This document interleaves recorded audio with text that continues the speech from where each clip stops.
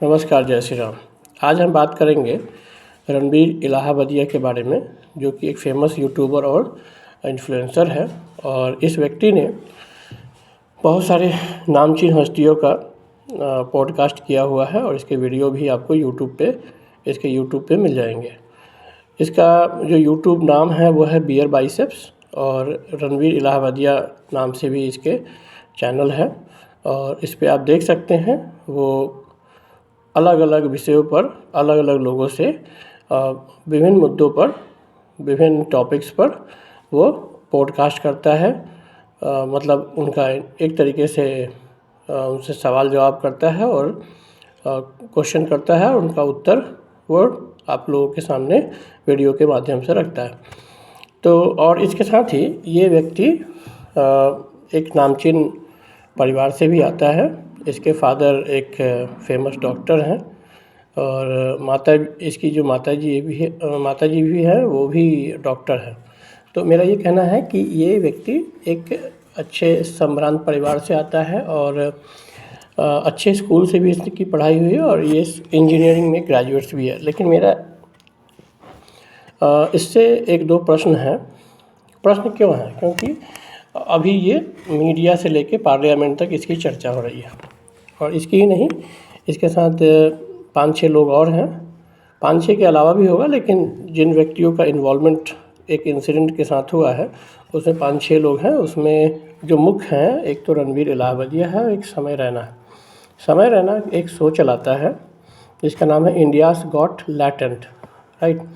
तो उसका एक कथित रूप से वो ये कहता है कि हम यहाँ पर लोगों को हंसाते हैं। लेकिन हंसाता कैसे है? वो कुछ ऐसे, मतलब वहाँ पे एक ग्रुप होता है, वो आपस में बात करते हैं, या कोई सोलो परफॉर्मेंस भी दे रहा होता है, तो वो गाली गलौज और सेक्सुअल बातें करेगा, कमेंट करेगा, और उस पर या तो बैकग्राउंड में प्री रिकॉर्डेड हंसने वाला आवाज़ होता है, या ऑडियंस भी होते होंगे, मैं ये कंफर्म नहीं कर सकता, लेकिन हंसी भी आपको मिलेगा। लेकिन आप अगर एक नॉर्मल आदमी हैं तो उसको सुन के हंसी नहीं आएगी, आपको गुस्सा आएगा। तो मुझे पता नहीं कि ऐसे कौन से लोग हैं, कौन सा समाज है जो उसकी बातों को देख के ठहाके लगाते हैं। अभी 5-6 दिन पहले एक उसी शो पे ये 5-6 लोगों के बीच में ग्रुप में कुछ बातें कर रहा है, और उसमें बातें तो बहुत गंदी गंदी सबने किया, इसने भी किया, लेकिन एक जो इसने प्रकाष्ठा कर दिया, मतलब लिमिट पार कर दिया।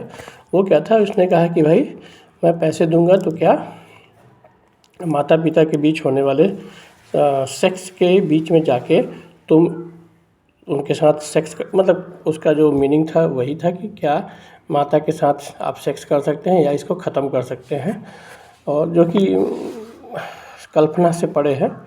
और आपको मैं एक बात बता दूं, जो प्रोफेशनली भी जो इस गंदगी में है, मान लीजिए वो एक प्रोस्टिट्यूशन इंडस्ट्री में भी अगर कोई है, वो लेडी भी ये अपने बच्चे से या अपने कह सकते हो कि दूसरे के मुंह से भी अगर ये सुनेगी, या कोई पेरेंट्स भी जो मान लो वो गंदगी में भी हो, ड्रग एडिक्ट भी हो, तो उसको भी थोड़ा सा ये थोड़ा सा नहीं, बहुत ज़्यादा अटपटा लगेगा।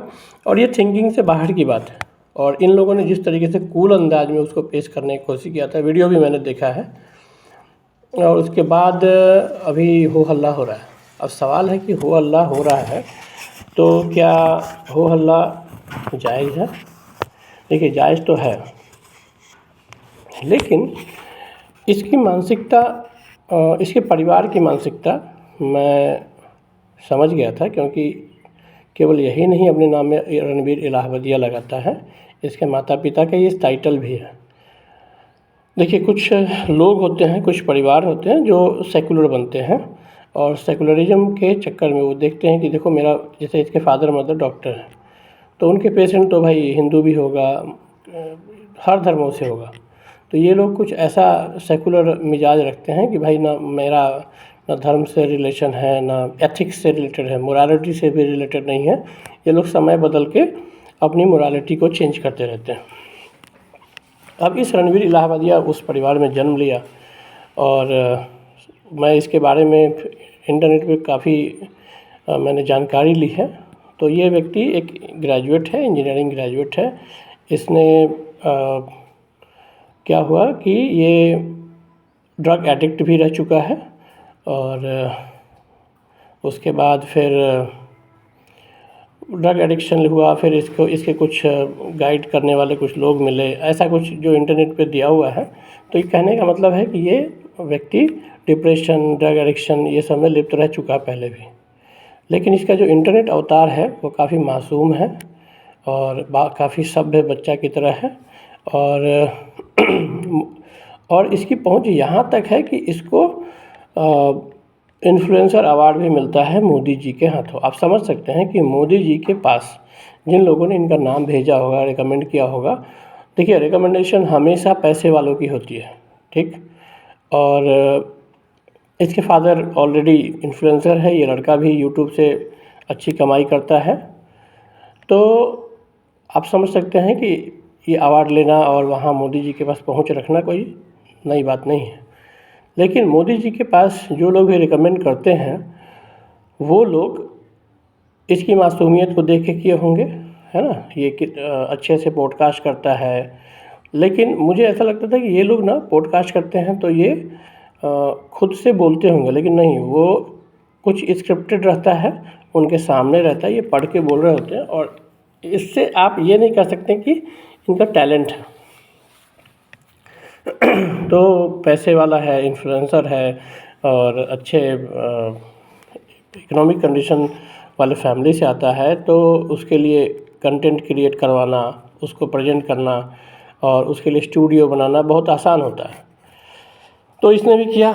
और ये लोग जब यूट्यूब पे आते हैं तो इनको आते ही कम से कम 1 लाख से ऊपर के सब्सक्राइबर ऑलरेडी हो जाते हैं। अब कैसे होते हैं ये मुझे पता है, ठीक है, पेड होते हैं ज़्यादातर। और इसने भी किया होगा, नहीं किया होगा मुझे नहीं पता, लेकिन ऐसे लोग के पास जब पैसे की कमी नहीं है तो आपके चैनल लॉन्च करते ही आपके सब्सक्राइबर आ जाएंगे। अच्छा, अभी मैं अपना फोकस रखूँगा इसके जो कमेंट हैं वो माता पिता के साथ सेक्स करने वाली। अब देखिए ये बच्चा अपार्टमेंट कल्चर का है, ठीक है, और इसने जो कहा है आने वाले समय में, मैं प्रेडिक्ट कर रहा हूँ आने वाले 10 से 15-20 साल में इसने जो बात कही है और जिस पे बहुत ही ज़्यादा हो हल्ला मचा हुआ है, मेरा दावा है, मेरा गारंटी है कि अगर बड़े बड़े स्कूलों में अगर मोरालिटी को फिर से पुराने मोरालिटी से अगर रीडिफाइन नहीं किया गया तो आप अपने बच्चों से जनरल वर्ड में, जैसे अभी OTT पे गाली बिल्कुल कॉमन हो चुका है, उस तरीके से इस तरीके की सोच वो लाएंगे। वो यहाँ तक कि अपनी बहनों के साथ सेक्स करने को भी जनरलाइज करेंगे, माँ के साथ करने में लगे हुए हैं। और तो इसके पीछे देखिए, इसके पीछे मानसिकता क्या है। ये लोग बड़े बड़े लोग जो बड़े बड़े अच्छे प्रोफेशन में हैं, पोस्ट पे हैं, तो ये अपने बच्चे का एडमिशन कराते हैं बहुत ही अच्छे अच्छे स्कूल में, नाम वाले स्कूल में, बट वहाँ मोरालिटी के नाम पर जीरो मिलता है उनको, एथिक्स के नाम पे जीरो पढ़ाया जाता है और पश्चिमी सभ्यता से ज़्यादा जोड़ा जाता है। और उसके पीछे बहुत सारे ऑर्गेनाइजेशंस हैं। अभी जैसे मैं USAID के बारे में पढ़ रहा था, वो एड नहीं है, वो एड्स है हमारे समाज के लिए।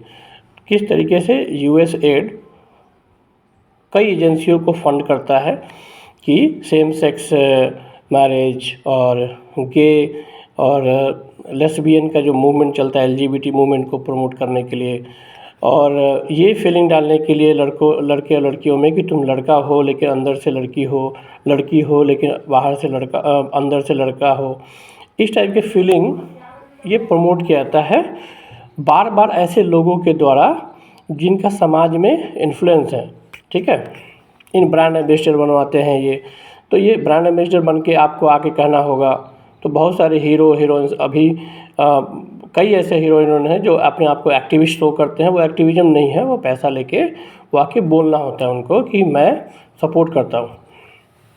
अब इसने जो किया रणवीर का जो मैं शो देख रहा था वो तो बिल्कुल गाली गलौज से भरा हुआ था। उसमें एक लड़की भी थी और जो ऑडियंस है वो फेक था या रियल था मुझे नहीं पता, लेकिन जो 6 या 7 लोग बैठे थे वहाँ वो तो रियल थे। और ये लोग माँ बहन और अपने बॉडी पार्ट्स को लेके कमेंट्स चल रहा था। अब ये डार्क लाफ्टर शो था या क्या था मुझे नहीं पता, लेकिन ये सब गंदी गंदी बातें तो कर ही रहे थे। हो सकता है कि हम ऐसे समाज में रहते हैं, ज़्यादातर अभी भी समाज जो है मिडिल क्लास और जो गांव और इससे रिलेटेड है उनके लिए ये अनकंफर्टेबल था। लेकिन मैं गारंटी के साथ कहता हूँ कि ये लोग अपना जो समाज देखते हैं, भारत को जो देखते हैं इंडिया के तौर पे देखते हैं, और ये मुंबई और ग्रेटर नोएडा और गुड़गांव और बड़े बड़े शहरों के में जो कल्चर अभी चला हुआ है उसके तौर पे देखते हैं। तो ये हम लोगों की भी कमी है कि हम उसको एक मासूमियत को देख के ये सोचने लगते हैं कि मेरे जैसा ये बात करेगा। अब रही बात इसने जो कमेंट किया है, क्या भारत सरकार ऐसे कमेंट करने वालों को कोई सज़ा दे पाएगी, या क्या भारत सरकार सबसे पहले ऐसे शो चलाने वालों का जो शो है यूट्यूब पर चैनल है क्या उसको बंद कर सकती है? क्या जितने भी लोग वहाँ उसके साथ बैठे थे पॉडकास्ट में उनके कोई कमेंट आए हैं? मुझे नहीं लगता कोई कमेंट उनका आया है कि मैंने गलती कर दिया इस आदमी के शो पे जाके, या भविष्य में उनके साथ कोई पैचअप नहीं रखूँगा। मुझे लगता है कि जो संभ्रांत फैमिली है अभी का, जो हम टीवी में जिनको देखते हैं, वो 99.9% जो फैमिली जो वैल्यूज़ है, जो रिश्ते हैं उसको खो चुके हैं। और मेरा मानना है कि उनके मासूमियत पे ना जाए, उनके बारे में छानबीन करें कि ये आदमी कैसे समाज से रिलेटेड है।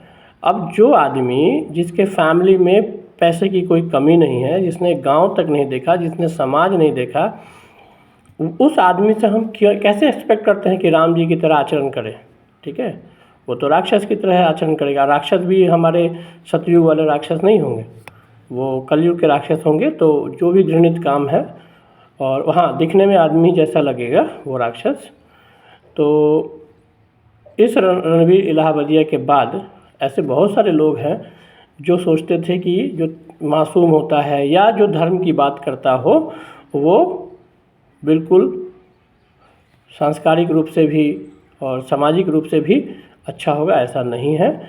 हम जिनका भी शो देखें देखिए, लेकिन पहले उनके बारे में जांच पड़ताल करके ही जाएं। ठीक है, ऐसे बहुत सारे लोग हैं जो फैमिली वैल्यूज़ और अच्छे फैमिली से जुड़े हुए हैं। पहले जिसका संस्कार अगर घर से होगा वो, देखिए, मन में विकृति तो सबको आएगा ही, ठीक है, लेकिन इतना विकृत नहीं हो जाएगा कि आप माँ फादर मदर के सेक्स के साथ मतलब उनके साथ सेक्स करने की सोचें।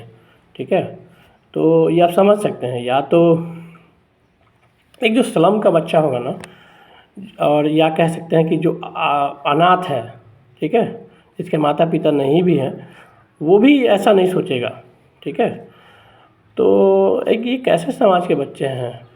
ठीक, हाँ, और एक बात और ध्यान दीजिए, अभी तो बहुत कम है, अभी तो रुकिए। जो सरोगेट बेबी वाले जो बच्चे हैं जिसके फादर हैं, है ना, मदर नहीं है, ठीक, जिसके मदर हैं फादर नहीं है, ऐसे सरोगेट बेबी जब आएंगे आपके सामने प्रोड्यूसर, प्रेजेंटर, इन्फ्लुएंसर बन के, तो क्या बात करेंगे उसकी कल्पना हम कर सकते हैं रणवीर इलाहाबादिया के उस स्टेटमेंट से। तो मेरा ये कहना है कि समाज, एथिक्स, वैल्यूज़, मोरल वैल्यूज़, इन सब के साथ जुड़े रहिए और जो भी देखिए उसको वेरीफाई कीजिए और ऐसे लोगों को बायकॉट कीजिए। ठीक है, और इसी के साथ मैं अपना ये वीडियो बंद करता हूँ। जय श्री राम। इसको लाइक कीजिए, शेयर कीजिए। जय श्री राम।